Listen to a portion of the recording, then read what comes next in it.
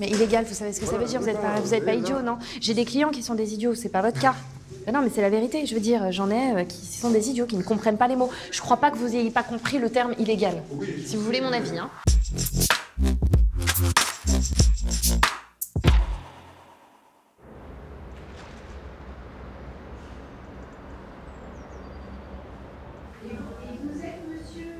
Sachant que l'aménagement de peine n'est pas automatique, oui. Moi je regarde.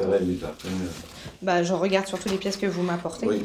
Les justificatifs qui indiquent votre réinsertion et que vous travaillez effectivement votre situation personnelle et professionnelle qui justifie un aménagement de peine. Tout à fait. Asseyez-vous, monsieur.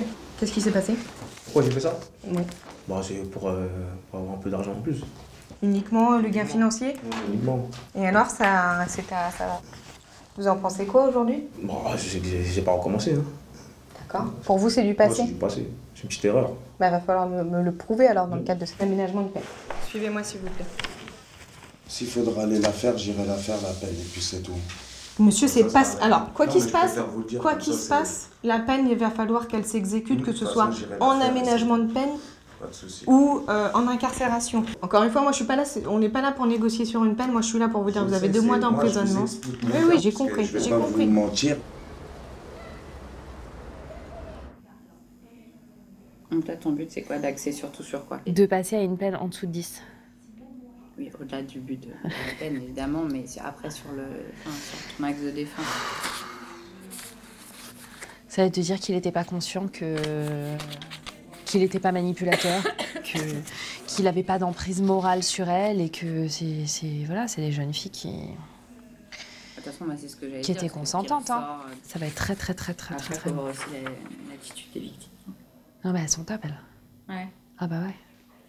Elles sont top. Enfin, je veux dire, elles en rajoutent pas, elles exagèrent pas. Je pense que elles ont vraiment... elles se sentent vraiment en position de victime. Et ça, moi, je le conteste pas. Hein. Je dis simplement que lui, il n'était pas à même de mesurer ça, c'est tout. Ce qui est sûr, c'est qu'il y en a une avec qui il a eu des relations sexuelles alors qu'elle était mineure. Elle avait plus de 15, mais elle était mineure quand même. Donc ça, c'est emmerdant, forcément. Mais tu vois, c'est ça qui me fait un peu peur, en fait. Est-ce que je vais pas avoir l'air ridicule, en fait?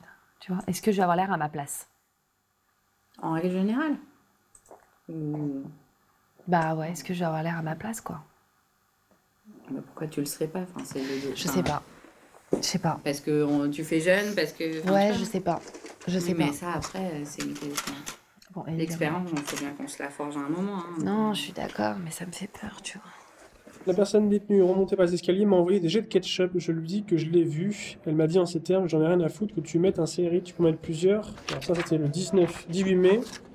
Et le 28 mai, lors de la distribution du repas vers 18h, le détenu a fait une sortie de force de sa cellule vers la douche avec sa bassine et sa serviette pour avoir la douche. Après de multiples injonctions à réintégrer sa cellule, celui-ci m'a dit en ces termes, ouvre la douche, espèce de grosse pute, sale beurette, je te nique ta mère. J'ai donc demandé des agents F3 afin de réintégrer le détenu. Ok, maître, je vous écoute. Monsieur le Président, vous êtes face à un très jeune détenu, puisqu'il vient tout juste d'avoir 19 ans. Il vous l'indique, c'est sa première incarcération, donc il est incarcéré depuis 5 mois, ça fait très peu de temps. Il m'a expliqué, il avait un problème de peau, qu'il devait se rendre tous les jours à la douche. Vous m'arrêtez si je me trompe, ça faisait 48 heures qu'il n'était pas allé à la douche. Bon. On peut comprendre qu'il s'énerve, il a vu un médecin, il a une pathologie, il ne va pas à la douche pour autant. Au niveau de la reconnaissance, alors il y a le dossier ketchup. Ça, j'étais pas au courant, j'avais pas vu cette série, donc bon, dossier ketchup, il vous le dit aujourd'hui, il n'a rien à voir avec ce qui s'est passé. Il y a beaucoup de choses que je comprends pas.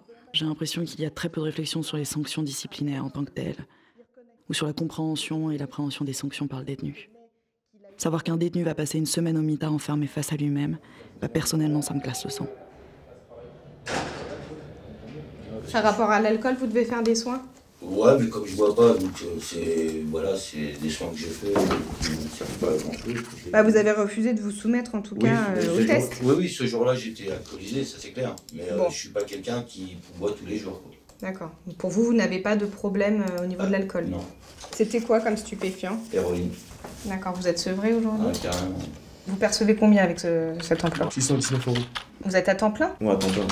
35 heures et 619 €, c'est pas possible. Hein. Moi, c'est ce que je gagne. Le salaire minimum, il est pas à 2 € de l'heure. Hein. Ouais, mais c'est ce que je gagne. Il m'interroge un peu votre bulletin de paye, monsieur. Peut-être qu'on se reverra devant monsieur le procureur de la République lors d'un débat contradictoire pour qu'il donne également son avis sur cet aménagement de peine en jour amende. D'accord ? Pas de souci. Maintenant, comme je vous ai dit, j'essaye de me réinsérer tous les jours et d'aller refaire 2 mois de prison. Pour moi, je trouve pas que c'est une réinsertion, tout ça.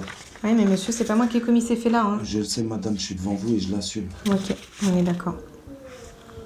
Ça, c'est quoi, ça? Bonjour. C'est pas le camion de Fleury, ça? Ah mais si, c'est mon client, super. Je vais le voir tout de suite. C'est mon client, c'est un avocat, ouais. Bon, désolé, on a eu des problèmes avec Evry, avec Fleury, normalement. Bah comme d'hab, quoi. Oui, c'était vrai. Merci beaucoup, messieurs. Allez, asseyez-vous.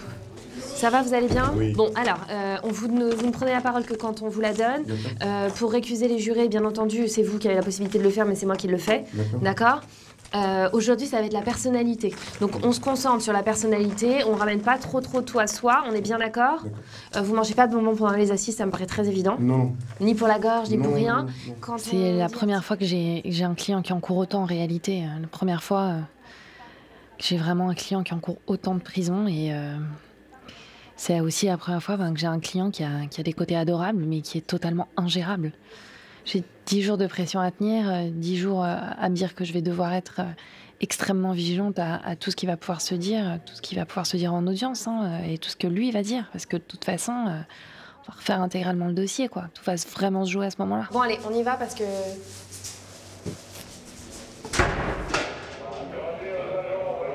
Bon, ça se passe bien quand même. Ça va? Ça passe vite? Ouais, ça passe vite. Ah ouais? Bah, tant mieux. Si pour vous le temps passe vite, tant mieux. Parce que je pense que pour tout le monde, c'est pas le cas. C'est quasi une école. Il faut que les gens avec qui j'ai grandi. Ah, mais c'est ça en fait qui est un peu. Non, mais quand j'allais dire malsain, mais c'est pas forcément le bon terme. C'est juste que, en fait, comme vous êtes avec des gens que vous connaissez depuis toujours et des gens que vous fréquentez dehors, vous avez peut-être pas forcément la même vision de ce que c'est et de la privation de liberté en tant que telle. Vous voyez ce que je veux dire? Parce que c'est quand même beaucoup plus sympa et beaucoup plus stylé d'être dehors que d'être ici. Hein. Et ça, vous devez le garder en tête. Hein. Parce que le but, c'est pas de revenir. Faut pas en fait banaliser. Souvent, après, je pense que c'est plus simple de banaliser ce qui se passe à l'intérieur pour qu'on le vive mieux. Pour que ce soit beaucoup plus simple de le vivre. Mais en banalisant, souvent, on revient plus vite qu'on l'avait pensé. C'est ça, là.